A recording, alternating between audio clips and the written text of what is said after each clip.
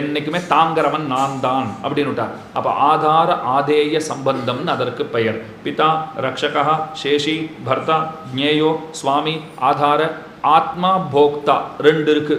ஆத்மா அப்படின்னா இப்போ இந்த கருப்பு கலர் சால்வை போட்டுருக்கேன்னா அதுக்குள்ளே பாருங்க ஒரு உத்திரியம் இருக்குது, வெள்ளை கலரில் ஒரு உத்திரியம் இருக்குது, அதுக்குள்ளே உடல் இருக்குது, உடலுக்குள்ளே ஆத்மா இருக்குது. அப்போ ஆத்மாவுக்கு சரீரம் சட்டையாகிறது, சரீரத்துக்கு இந்த வெள்ளை கலர் துணி சட்டையாகிறது, இந்த வெள்ளை கலர் துணிக்கு இந்த கருப்பு கலர் சால்வை சட்டையாகிறது, அந்த ஆத்மாவும் கூட பகவானுக்கு சட்டையாகிறது. அவ்வளவுதான் வித்தியாசம்.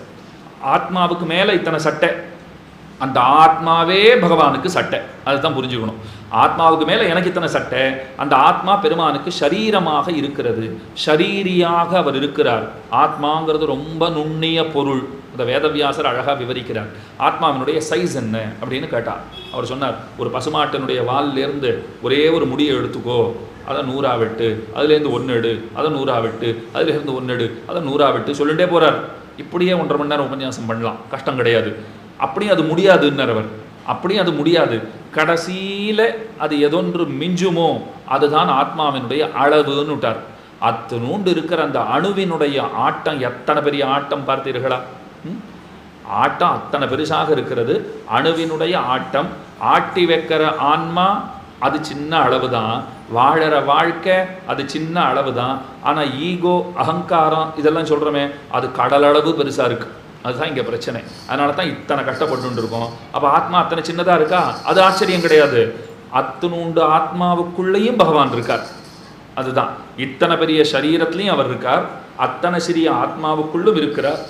இது அவருக்கு இருக்கிற ஏத்தம். அப்போது ஆத்மாத்மீய சம்பந்தம்.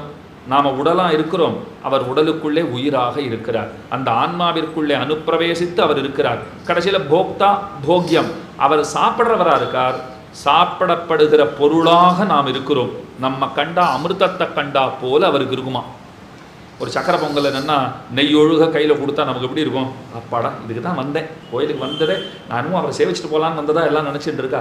நான் வந்ததே இந்த சக்கரை பொங்கல் வாங்கிக்கிறதுக்கு தான் வந்தேன். தப்பு கிடையாது, போகலாம். பிரசாதத்துக்காக நன்னா கோயிலுக்கு போங்க, அதில் ஒன்றும் தப்பே கிடையாது. ஏன்னா இறையருளை உங்கள் இடத்துல கொண்டு வந்து சேர்க்கிற சாதனம் அது. ஆனால் பெரியவர்கள் காலத்தில் அளவாகத்தான் சாப்பிடுவாங்க. பிரசாதம்னா அது பிரசாதத்தினுடைய அளவில் தான் சாப்பிடணும். நம்ம பிரசாதத்தை வீட்டில் என்ன சொல்லிட்டு வந்துடும், கோயிலில் பிரசாதம் ஆகும், வீட்டில் சாப்பாடு வேண்டாங்கிற அளவுக்கு சாப்பிடுவோம்.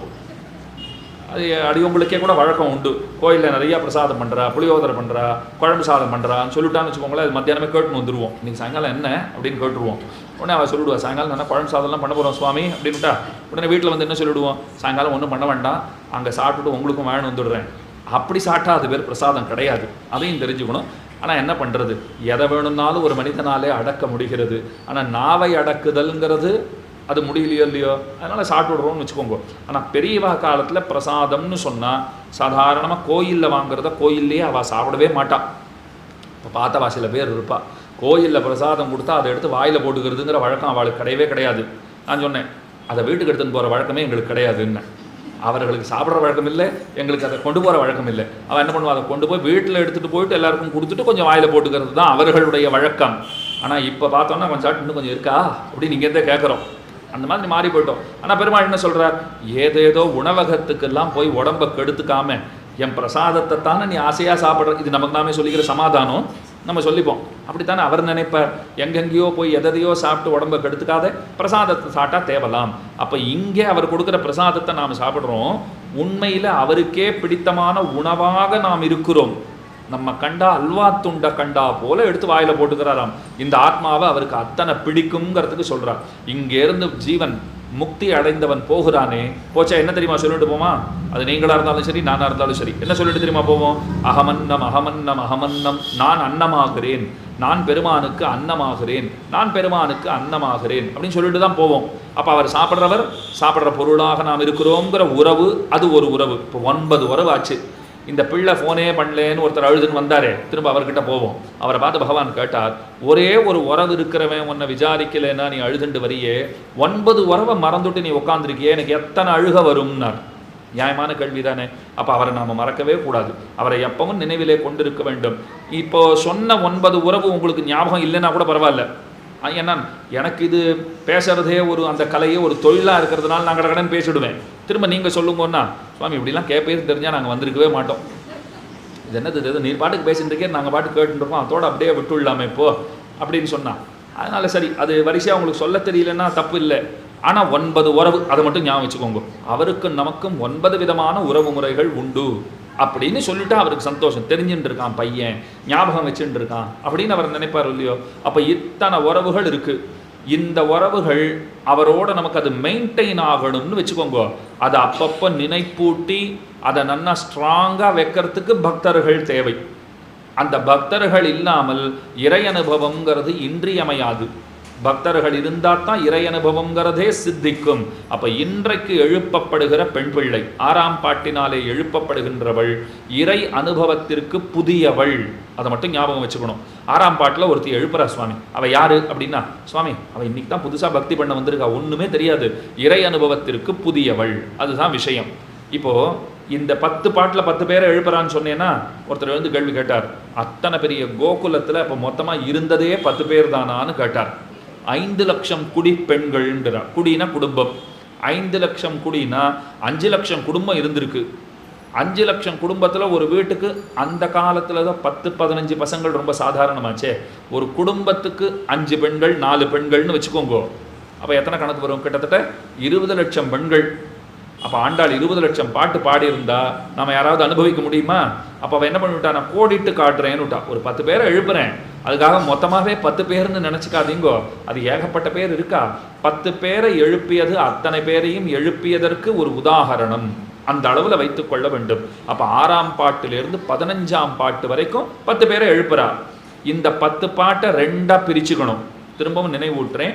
5 அறியாத மானிடரை வையம் சுமப்பதும் வம்பு.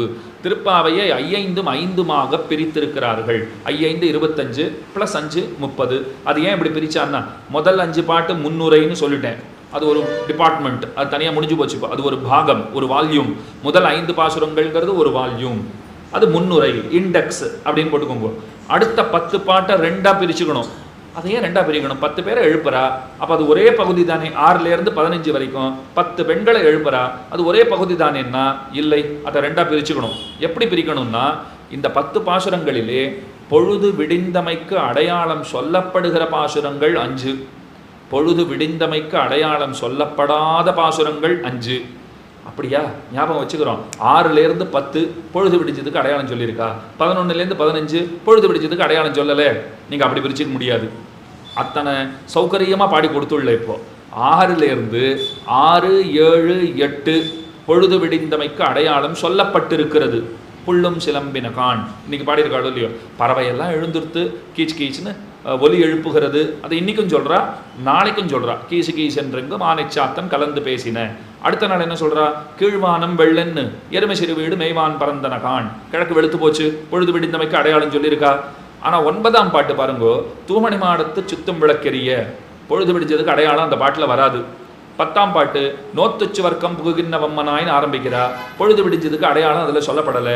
11ஆம் பாட்டு கத்துக்கறவை கணங்கள் பலகறந்து, பொழுது விடிஞ்சதுக்கு அடையாளம் சொல்லலை. அது சாயங்காலம் கூட கறக்கலாம் இல்லையோ. பசுமாடுகளை கறக்கிறத பற்றி பேசுகிறா, அது சாயங்காலம் கூட கறக்கலாம். அதனால் பொழுது விடிஞ்சதுக்கு அடையாளம் சொல்லப்படலை. கனைத்திளங்கத்திறமை கண்ணுக்கு இறங்கி நினைத்த முல வழியே நின்று பால் சோற, அங்கேயும் அடையாளம் சொல்லலை. ஆனால் அடுத்தது அந்த 13ஆம் பாட்டு இருக்கு பாருங்கோ, புள்ளின் வாய் கீண்டானை பொல்லாவரக்கனை கிள்ளி களைந்தானை கீர்த்திமபாடி போய் பிள்ளைகள் எல்லாரும் பாவை கடம்புக்கு வெள்ளி எழுந்து வியாழம் உறங்கித்து, பொழுது விடிஞ்சுடுத்து, சுக்கிரன் வந்துட்டான், சூரியன் அதாவது குரு அஸ்தமித்து விட்டான் அப்படின்னு சொல்கிறான். அப்போ பொழுது விடிச்சதுக்கு அடையாளம் இருக்குது. அடுத்தது உங்கள் புழைக்கடை தோட்டத்து வாவியில் செங்கல் நீர் வாய் நிகழ்ந்து ஆம்பல் வாய் கூம்பின கான். செங்கல் நீர் புஷ்பங்கிறது கார்த்தால தான் மலரும், அதை பற்றி பேசியிருக்கா. அப்போ பொழுது விடிச்சதுக்கு அடையாளம் சொல்லியிருக்கா. அப்போ 6, 7, 8, 13, 14 பொழுது விடிந்தமைக்கு அடையாளம் சொல்லப்பட்டிருக்கிற பாசுரங்கள். 9, 10, 11, 12, 15 இந்த 5 பாசுரங்களிலே பொழுது விடிந்தமைக்கு அடையாளம் சொல்லப்படவில்லை. இப்படி இந்த 10 பாசுரங்களை பிரித்து கொள்ள வேண்டும். ஆக இன்றைய தினம் பகவத் விஷயத்திற்கு புதியவள், இறை அனுபவத்திற்கு புதியவள். அவளை எப்படி எழுப்புறாங்கிறத முதல்ல சுருக்கமாக பார்த்துட்டு மாயனைங்கிறத பற்றி கொஞ்சம் பார்க்க வேண்டியிருக்கு. 5ஆம் பாட்டு பார்க்கணும், அங்கே போகலாம். இந்த பெண்ணை எப்படி எழுப்புகிறார்கள்? வாசலில் வந்து எல்லாம் நின்றுட்டா, உள்ள அவள் படுத்துன்னு இருக்கா, எழுந்து வரமாட்டேன்னு என்கிறாள். பொழுது விடிஞ்சு கொடுத்துன்னு சொன்னால் அதெல்லாம் ஒன்றும் இல்லை, நீங்கள் தான் ராத்திரியே வந்துட்டு இப்படி என் பிராணனை வாங்குறீங்கோ அப்படிங்கிறா. ஒருத்தர் எழுந்து நியாயமாக ஒரு கேள்வி கேட்டார், ஏன் சுவாமி, இவ அத்தனை பேரும் நோன்பு நோற்கணும்னு முடிவெடுத்தா, நல்லா கேளுங்க அப்போ தான் புரியும். நோன்பு நோற்கணும்னு இந்த பெண்கள் எல்லாரும் சேர்ந்து தான் முடிவெடுத்தா. அப்படின்னா அந்த ஆர்வம்ங்கிறது எல்லாருக்கும் பொதுவாகத்தானே இருக்கணும். சில பேர் எழுந்து வந்துட்டாலாம், சில பேர் இன்னமும் தூங்கிண்டே இருக்காளாம். எப்போ தூங்குறாளோ எழுந்துக்கலையோ அப்போ ஆர்வம் இல்லைன்னு தானே அர்த்தம். ஆர்வம் இருந்தால் உட்காந்துருக்க முடியுமா? நீங்கள் உபன்யாசம் கேட்குறவாளை கூட கவனித்து பாருங்க. ஆர்வமாக கேட்குறவாளா இருந்தால் அந்த நேரத்தில் வேறு எதனா வேலை செய்யணும்னு அவளுக்கு தோணவே தோணாது. எப்படியாவது அடித்து பிடிச்சுண்டாவது போகணும் அப்படிங்கிற எண்ணம் வரும். இப்போ நீங்கள் திரைப்படம் பார்க்குற குழந்தைகளே எடுத்துக்கோங்க. அவர்களுக்கு பிடித்தவர்னு ஒரு நடிகர் இருந்துட்டாருன்னா நாம் என்ன நினைப்போம்? அதென்ன முதல் நாளே போய் பார்க்கணுமா? அது என்ன பெரிய வைகுண்ட ஏகாதசியா அப்படின்லாம் கேள்வி கேட்போம். ஆனால் அந்த உற்சாகம் அந்த குழந்தைகளுக்கு தான் புரியும். அது தப்பா சரியாங்கிறதெல்லாம் இருக்கட்டும். ஆனால் அந்த உற்சாகம், ஏன் அந்த படம் தான் 15 நாளாவது ஓடாதா? முதல் நாளே பார்த்துடணுமா? ஏன் 2ஆம் நாளே அதை தூக்கிட போகிறாளா அப்படின்னு கேட்டால் அந்த குழந்தை என்ன சொல்லணும்? எனக்கு ரொம்ப பிடித்த நடிகர், அவர் நடிச்சிருக்கார், குறைஞ்சபட்சம் 50 நாள் ஓடும் அப்படின்னு சொல்லிட்டுன்னா, அப்போ நீ 50ஆவது நாள் போயேன், உனக்கு இத்தனை நம்பிக்கை இருக்குது 50 நாள் ஓடும்னு நீயே சொல்கிற. அது என்னதுக்கு முதல் நாள்லேயே போய் எல்லாரும் கத்துறதும் விசில் அடிக்கிறதும் காதுலேயே ஒன்றுமே விழாதேன்னா அப்படி பார்த்தா தான் சந்தோஷங்கிறான் அவன். அப்போ அவனுக்கு பாருங்க, அது பின்னால் 4 மணிக்கு உண்டா, 3 மணிக்கு உண்டா, சிறப்பு காட்சி உண்டா, நடுநிசி காட்சி உண்டா, அனர்த்தப்பட்டு போகிறதுக்கு எத்தனை வழி வச்சுருக்கா பாருங்க. ஆத்மா கெட்டு போகிறதுக்கு 1000 வழிகள் உண்டு. அதில் அது ஒன்று காலங்காலத்தால் போய் பார்த்துடுறான் 4 மணிக்கே. அப்போ ஒருத்தன் கேட்டான், 4 மணிக்கே நீங்கள் தானே சாஸ்திரத்தில் 4 மணிக்கெலாம் எழுந்துக்கணும்னு சொன்னீங்க, அதை எழுந்துட்டேன் பாருங்கன்னா. 4 மணிக்கு எழுந்து நீங்கள் சினிமா பார்க்குறதுக்கு நல்லா தூங்கலாம், அதில் ஒன்றும் சந்தேகமே இல்லை. இப்போ குறைஞ்சி போச்சு. சுமார் ஒரு 20 வருஷம் முன்ன வரைக்கும் இன்றைக்கி ராத்திரி நீங்கள் ஒரு டிக்கெட் வாங்கினா 3 படம் பார்க்கலாம், தெரியுமோ இல்லையோ அப்படின்னு வச்சுருந்தா, ஒரு வழக்கம் வச்சுருந்தா. அது சில திரையரங்குகளில் என்ன பண்ணுவா, விசேஷமாக பக்தி படமாக போடுவா. அது பரவாயில்ல ஓரளவுக்கு. சில இடங்கள்ல அப்படிலாம் இல்லை, அது பக்தி படம்லாம் போட்டால் யாரும் வரமாட்டேங்கிறா, கொஞ்சம் நல்லா காரசாரமாக சண்டை காட்சிகள்லாம் இருந்தால் தான், பாட்டெல்லாம் நல்லா இருந்தால் தான் வரா அப்படின்ட்டு அந்த பாட்டு சண்டை காட்சியெல்லாம் இருக்கிற படமாக போட்டுடுவா. ஒரே ஒரு டிக்கெட் வாங்கினா போகிறோம், 3 படத்தை பார்த்துடலாம் அப்படின்னு. நாளை ராத்திரி வைகுண்ட ஏகாதசி அன்றைய ராத்திரி. எதுக்கு அப்படின்னு கேட்டேன். சின்ன வயசில் எனக்கு தெரியல ஏன் அப்படின்னு கேட்டேன். வைகுண்ட ஏகாதசி அன்றைக்கி ராத்திரி விழிச்சுட்டு இருக்கணும் அப்படின்னு சாஸ்திரம் சொல்கிறது. ஒரு நாள் முழுக்க பட்னி இருந்துட்டு ராத்திரி உட்காந்துட்டு கிருஷ்ணாராமா கோவிந்தான்னு சொல்லிட்டு அந்த இரவை போக்க வேண்டும்னு சாஸ்திரம் சொல்கிறது. அதை எப்படி தப்பாக புரிஞ்சுட்டா பாருங்க. அதை தேட்டரில் போய் ஒரு டிக்கெட்டுக்கு 3 படம் பார்த்துட்டு நான் ராத்திரியெல்லாம் பெருமானே நன்னா விழிச்சுட்டு இருந்தேன் தெரியுமா அப்படின்னா.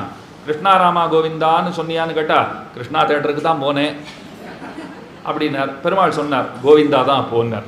கிருஷ்ணாராமா கோவிந்தா சொல்லிவிடான்னா நீ கிருஷ்ணா தேட்டருக்கு தான் போனேன் அப்படின்னு சொன்னால் அதெல்லாம் சரியாக வருமா? ராமச்சந்திரனுடைய படம் தான் பார்த்தேன்னு சொன்னால், முன்னாடி இருந்தாரோ இல்லையோ பெரியவர் ராமச்சந்திரன் பேர் அவருக்கு, கிருஷ்ணா தேட்டருக்கு போனேன், ராமச்சந்திரன் அவர்களுடைய படத்தை தான் பார்த்தேன் அப்படின்னா பெருமாள் கோவிந்தான்னு விடுவர். இதை பார்க்கறதுக்காக ராத்திரி எல்லாம் விழிச்சுட்டு இருக்கிறது. இப்போது பக்தியை பண்ணுறதுக்காக விழிச்சுட்டுன்னு சொன்னால் இப்படி யாராவது இருக்கலாமா அப்படின்னு கேட்டு விடுறான். எதுக்கு சொல்ல வந்தேன்? ஆர்வம் இருக்குன்னா உட்காரவே முடியாது.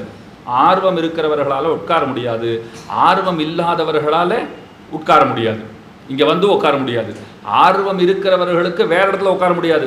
உபன்யாசம் நேரமாச்சு போயே ஆகணும் அப்படின்னு ஒரு அபிப்பிராயம், ஒரு ஆசை, ஒரு உந்துதல் வரதோ இல்லையோ. இப்போ இஷ்டம் இல்லாதவாளை நீங்கள் எத்தனை கூட்டும் பிரயோஜனம் இல்லை, அதுதானே உண்மை. தோண நீங்கள் வேணால் கூட்டுட்டே இருக்கலாம். அவர்கள் என்ன சொல்லிவிடுவார்கள்? வரதா இருந்தால் முதல் நாளே வந்திருக்க மாட்டேன்னா, இஷ்டம் இல்லைன்னு தானே வரல, அப்புறம் எதுக்கு திரும்ப திரும்ப கூட்டுட்டே இருக்கீங்கோ? இப்போ கேள்வி என்னென்னா, சில பெண்கள் எழுப்புறதுக்குன்னு வந்திருக்கா, சில பெண்கள் படுத்துன்னு இருக்கா. எப்போ படுத்துன்னு இருக்காளோ தூங்குறாளோ அப்போ ஆர்வம் இல்லைன்னு தானே அர்த்தம். ஆர்வம் இல்லாதவர்களை எழுப்பி யாது பயன்? அவளை எழுப்பி என்ன பண்ண போறீங்க இப்போ? இது கேள்வி. ரொம்ப அழகான சமாதானம் சொன்னால், படுத்துன்னு இருக்கிறவளுக்கு ஆர்வம் இல்லைன்னு நினைக்காதீர்கள், அவர்களுக்கு ஆர்வம் உண்டு. ஆர்வம் இருந்தால் ஏன் தூங்குறா? கேள்வி. அதுக்கு பதில் சொன்னால், பகவான் இடத்துல வைக்கப்படுகிற அன்பு இருக்கு பாருங்கோ, அது ஓரொருத்தரை ஒரு மாதிரி வச்சிருக்கும். பக்தர்கள் எல்லாரும் ஒரே மாதிரி இருந்துட மாட்டா. சில பக்தர்களுக்கு தூக்கமே வராது, சுத்திண்டே இருப்பா. சில பக்தர்கள் எப்பவும் ஒரு விதமான மயக்கத்திலேயே இருந்துட்டு இருப்பா. இவர் மயக்கத்திலேயே இருக்கிறதுக்கும் அந்த பக்தி தான் காரணம், அவர் சுத்திண்டே இருக்கிறதுக்கும் அந்த பக்தி தான் காரணம். சில பேர் ஜடத்தை போல உட்கார்ந்துருப்பா. இதை நாரத பக்தி சூத்திரம்ங்கிற நூல் சொல்றது. பக்தியினுடைய தன்மை யாது? நாரதர் பதில் சொல்றார், உன்மத்தவத்து, ஜடவத்து, பிசாச்சவத்துன்னார். பைத்தியம் பிடிச்சா போல சில பேரை வச்சிருக்கும், ஜடத்தை போல ஒரே இடத்துல வச்சிருக்கும். அதற்கு மேலே பிசாச்சவத்து, சில பேர் பிசாசஞ்சுத்தரா மாதிரி சுத்தின்னு இருப்பா. இது என்ன ஆளா பேயான்னே தெரியலையே, இப்படி சுத்தின்ண்டே இருக்காரேங்கிற அளவுக்கு சுத்தின்னு இருப்பா.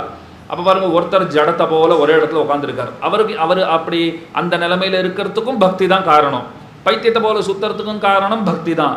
ஒரு பிசாச்சத்தை போல பேய போல திரியறதுக்கு காரணமும் பக்தி தான். அப்போ ஒருத்தரை ஒரு மாதிரி வச்சிருக்கா. ராமானுஜருடைய சீடர்களிலே பட்டினி பெருமாள்னு ஒருத்தர், அவரை பற்றி ஒரு ஐதிஹ்யம் ரொம்ப அழகாக காட்டுறார். அது என்ன பட்டினி பெருமாள்? ராமானுஜர் அவரை பார்த்தா நின்று கை கூப்பிட்டு போவாராம். ராமானுஜருடைய சீடர், ஆனால் அவரிடத்துல ஒரு மதிப்பு வச்சிருந்தார் ராமானுஜர். சீடர்கள் கேட்டால் இவர்கிட்ட ஏன் அவ்வளோ மதிப்பு? பார்த்தா நீர் இருந்து ஆச்சாரியர் குரு கை கூப்பிட்டு போறீரே. ராமானுஜர் சொன்னாராம், அவரை பற்றி சொல்கிறேன் கேட்டுக்கோங்க அப்படின்னு ஆரம்பிச்சாராம். ஒரு ராத்திரி வேளை திருடர்கள் எல்லாம் ஏதோ ஒரு வீட்டில் திருடுறதுக்காக போயிருக்கா. திருடிண்டு வெளில வந்துட்டா. சுற்றி முற்றி பார்க்குறா, யாரும் பார்க்கல. இன்றைக்கி இருக்கா போல் கேமராவெல்லாம் கிடையாது, இருந்தாலும் அது வேலை செய்ய போகிறது இல்லைன்னு வச்சுக்கோங்க. அதனால் அந்த கேமராவெல்லாம் தெருவிலெல்லாம் பொருத்தப்படாத காலம்.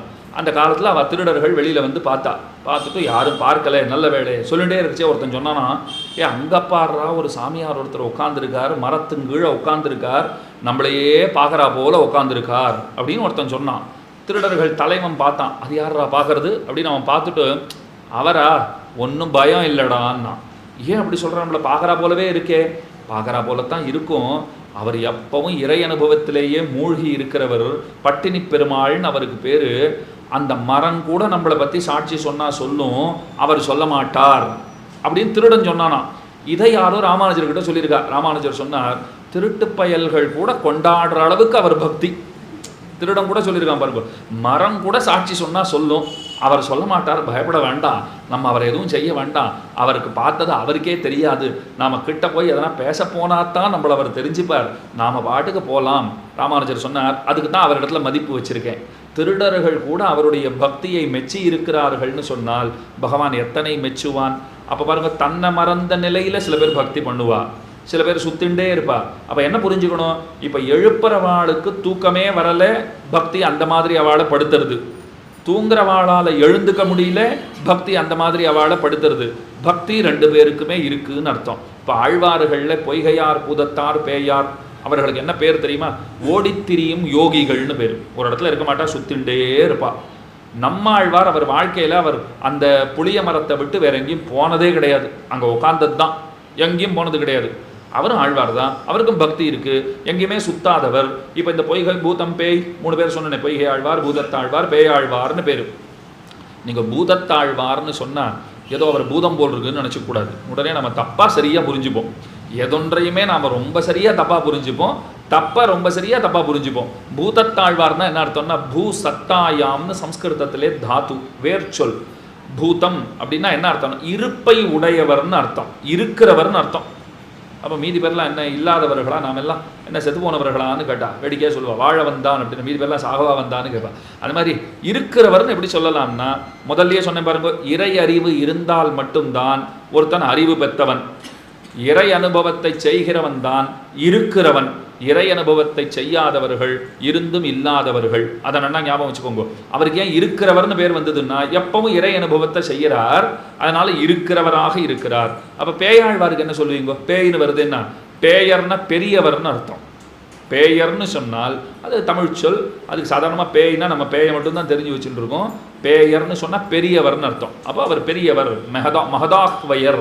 வடமொழியில் சொல்லும்போது மகதாஹ்வயர்னு பெருமைக்குரியவர், பெரியவர், அது அர்த்தம். அப்போ அவர்கள் சுத்திண்டே இருக்கிறவா. நம்மாழ்வார் ஒரே இடத்துல உட்கார்ந்து பக்தி அந்த மாதிரி பண்ணுறதோ இல்லையோ. அதனால தான் சில பெண்கள் பாவம் தூக்கம் இல்லாத சுத்தரா, சில பெண்கள் மயக்கத்திலேயே இருக்கிறார்கள். அப்போ எழுப்ப வந்தவா சொல்கிறா, பெண்ணே எழுந்துருன்னா. இன்னும் பொழுது விடியல, அப்புறமா பார்க்கலாம் அப்படின்னு உள்ளே இருந்து அவள் பதில் சொல்கிறா. புள்ளும் சிலம்பின காண். ரொம்ப அழகாக ஆரம்பிக்கிறா பாருங்க. பறவைகள் எல்லாம் சப்தம் போட ஆரம்பிச்சு கொடுத்து, பறவைகள் கூட விழித்து கொண்டாயிற்று, நீ இப்படி உறங்கி கிடக்கலாமா? புள்ளும் சிலம்பின காண். உடனே அவ சொன்னா, நீங்கள் இருக்கிற ஊரில் பறவைகளுக்கு கூட தூக்கமே இல்லை, நீங்கள் இருக்கிற ஊரில் உங்களை போலத்தான் பறவைகளும் இருக்குது, அதனால் அதெல்லாம் ஒப்புக்கொள்ள முடியாது. புள்ளரையன் கோயில் வெள்ளவிழி சங்கின் பேரரவம் கேட்டிலையோ? புள்ளுன பறவை, புள்ளரையன் பறவைகளுக்கு தலைவன், புள்ளரையன் கோ பறவைகளுக்கு தலைவன் எவனோ அவனுடைய அரசன், புள்ளரையன் கோவில் பறவைகளுக்கு தலைவன் எவனோ அவனுடைய அரசனுடைய வீடு. பறவைகளுக்கு தலைவன் கருடன், கருடனுக்கு தலைவன் பகவான், பகவானுடைய கோயில். அவர் கோயில்ல வெள்ள விழிசங்கின் பேரரவம் கேட்டிலையோ? கார்த்தால சங்கநாதம் பண்றா. இப்போ போடுறாளான்னு எனக்கு தெரியல. ஏதோ ஒரு இடத்துல இருந்து சாயங்காலம் 7 மணி ஆச்சுன்னா ஒரு சங்கநாதம் கேட்கும் பாருங்க. எங்கே இருந்தோ அது ஊதுவா, அது எங்கேருந்து ஊதுவான்னு கூட தெரியாது, ஆனால் சத்தம் சரியாக வந்துடும். இப்போ அதெல்லாம் பெருசாக இல்லை. அந்த மாதிரி கோயிலில் சங்கநாதம் பண்ணுறா, இது பொழுது விடிந்தமைக்கு அடையாளம். அவள் அழகாக பதில் சொன்னான். உங்கள் கோயிலில் பகல் தெரியல, ராத்திரி தெரியல, எப்பவும் தான் பூஜை நடக்கிறது, இதில் பகலும் ராத்திரியும் எங்கேருந்து கண்டுபிடிக்கிறது அப்படின்னுட்டா. வெள்ளபடி சங்கின் பேரரவம் கேட்டிலையோ பிள்ளாய் எழுந்திராய் பேய் முலை நஞ்சுண்டு. ஒருத்தி சொன்னா, அவளை கொஞ்சம் பயமுறுத்தினா அவள் எழுந்து வந்துருவா. என்னென்ன பயமுறுத்தணும்? கண்ணனுக்கு ஆபத்துன்னு சொன்னால் போகிறோம், பொறுத்துக்க முடியாது. என்னாச்சு என்னாச்சு அப்படின்னு பதறிண்டு ஓடி வந்துடுவா. கண்ணனுக்கு ஆபத்துன்னு சொன்னால் போதும். அதனால தான் பேய் முலை ஒருத்தி வந்தாள், பூத்தனைன்னு ஒருத்தி வந்தாள், நஞ்சுண்டு சொல்லிட்டு இந்த பெண்கள் என்ன ஆயிடுத்து, இவா நிலம் என்ன ஆயிடுத்துன்னா பயமுறுத்தணும்னு சொன்னவாளே பயந்துட்டா. ஏன்னா அவர்களுக்கும் தான் பகவான் இடத்துல பக்தி இருக்கு, அன்பு இருக்கு. ஐயோ கண்ணனுக்கு ஆபத்தா அப்படின்னு சொல்லிட்டு நல்ல வேளையா கண்ணன் பூத்தனையை கொன்று விட்டான் அப்படின்னு கதையை முடிச்சுட்டா. உள்ள இருக்கிறவ என்ன சொன்னா, அப்பாடா வந்த ஆபத்து போயிடுதாப்போ, நான் கொஞ்ச நாள் படுத்துக்கிறேன் அப்படின்னு படுத்துனுட்டா. இது என்னடா அது, ஆபத்து வந்ததுன்னு சொல்லி நிறுத்தி இருக்க வேண்டும். அப்படி நிறுத்தியிருந்தா அவள் பதறி அடித்து கொண்டு அலறி அடித்து கொண்டு வெளியிலே வந்திருப்பாள். நாம என்ன பண்ணிட்டோம், நமக்கே பயம் வந்துவிடவே, இல்லை கண்ணன் அதெல்லாம் கொண்டுட்டார், பூத்தனையெல்லாம் கொன்று முடிச்சாச்சு, அந்த பிரச்சனையெல்லாம் தீர்ந்து போச்சு அப்படின்னுட்டா ஒருத்தி. ஐயோ இப்படி உறக்க சொல்லிடவே உள்ளவ திரும்பவும் படுத்துனுட்டா. சரி அடுத்த தடவை ரொம்ப ஜாக்கிரதையாக பயமுறுத்துவோம் அப்படின்னுட்டு கள்ளச்சகடம் கலக்கழிய காலோச்சி சகடாசுரன்னு ஒருத்தன் வந்தான் அப்படின்னு சொன்னான். சகடாசுரன் வந்தான்னு சொல்லிட்டு திரும்பவும் நிறுத்தலை. இன்னொருத்திக்கு பயம் வந்துருத்து. சகடாசுரனையும் கண்ணன் கொண்டுட்டார், ஒன்றும் பிரச்சனை இல்லை ஒன்றும் பிரச்சனை இல்லைன்னுட்டா. அதுதான் பிரச்சனையே. இப்போ ஒன்றும் பிரச்சனை இல்லைன்னு உன்னை யார் சொல்ல சொன்னாங்க பார், அவள் எழுந்துக்க மாட்டா. இப்போ அவள் எழுந்துக்கிறதா இல்லை, திரும்பவும் தூங்கிட்டா. கள்ளச்சகடம் கலக்கழிய காலோச்சி வெள்ளத்தரவில் துயிலமர்ந்த வித்தினை. வெள்ளத்து அரவில் வெள்ள விளையர்னு இருக்கிற பாம்பு அதில் படுத்துட்டு இருக்கார். நல்ல வெள்ளத்தில் பிரளய ஜலத்தில் பகவான் படுத்திருக்கிறார். வெள்ளத்து அரவில் துயில் அமர்ந்த வித்தினை, ஒரு பீஜமாட்டம் இருக்கார் பெருமாள், விதைய போல இருக்கார். ஏன்னா அவரிடமிருந்து தானே இது எல்லாமே புறப்பட்டிருக்கு, அத்தனையும் அவரிடமிருந்து தானே வெளிப்பட்டு இருக்கிறது. இந்த பிரபஞ்சம் அவர்கிட்ட இருந்து தானே வெளிப்பட்டு இருக்கிறது. இப்போ ஒரு குயவன் ஒரு பானையை பண்றான்னு வச்சுக்கோங்க, பண்றவன் குயவன், பண்றதுக்கு அவனுக்கு தடி சக்கரம் எல்லாம் வேண்டும். ஒரு தடி வச்சுருப்பான், ஒரு சக்கரம் வச்சுருப்பான், முக்கியமாக மண் வேணும், நீர் வேணும், இத்தனையும் இருக்கா. அப்போ பண்ணுறவன் ஒருத்தன், பண்ணுறதுக்கு உபயோகப்படுத்துகிற பொருள்கள்னு பலவாறாக இருக்கின்றன. இப்படி வேற வேறையாக இருந்து கடைசியில் குடம்னு ஒன்று வருதா.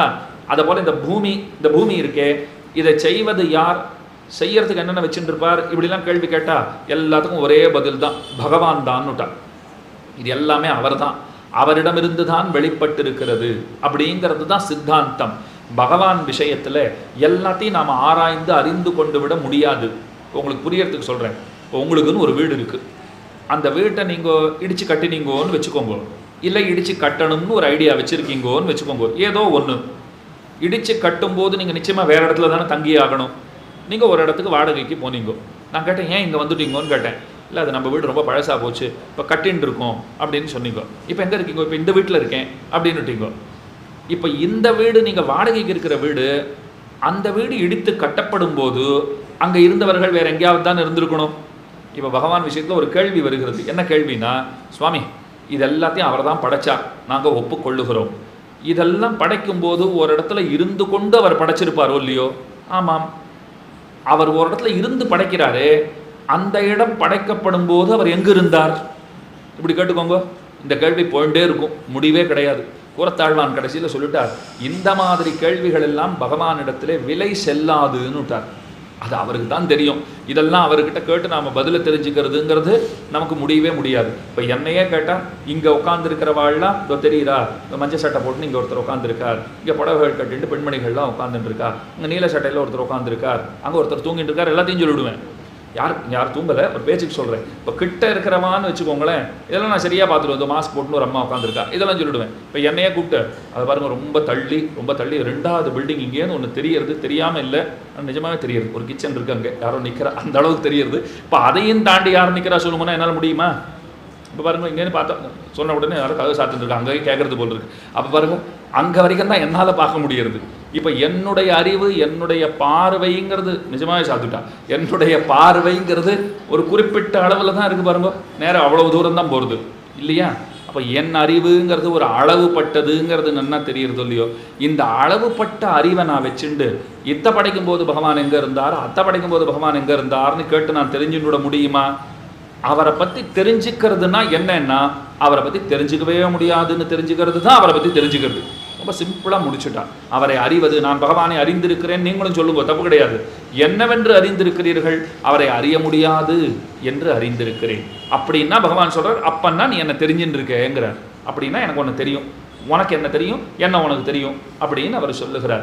அப்போ வெள்ளத்தரவில் துயிலமர்ந்த வித்தினை, ஒரு விதையை போல அவர் இருக்கார். ஒரு சிறிய விதையிலிருந்து தான் பெரிய ஆலமரம் புறப்படுகிறது. அதை போலத்தான் அவரிடமிருந்து இந்த பிரபஞ்சம் தோன்றி இருக்கிறது. வெள்ளத்தரவில் துயிலமர்ந்த வித்தினை உள்ளத்து கொண்டு முனிவர்களும் யோகிகளும். முனின்னு சொன்ன மனநசீலர்கள், எப்போதும் பகவானை மனனம் செய்கிறவர்கள், மனத்தினால் நினைக்கிறவர்கள். யோகின்னு சொன்னால் கைங்கரியம் பண்ணுகிறவர்கள், சேவகர்கள், பெருமானுக்கு தொண்டுகள் செய்கிறவர்கள். உள்ளத்து கொண்டு முனிவர்களும் யோகிகளும் மெல்ல விழுந்து அரியன்ன பேரறவும். அவர்கள்லாம் ரொம்ப மெதுவாக எழுந்து போகலாம்.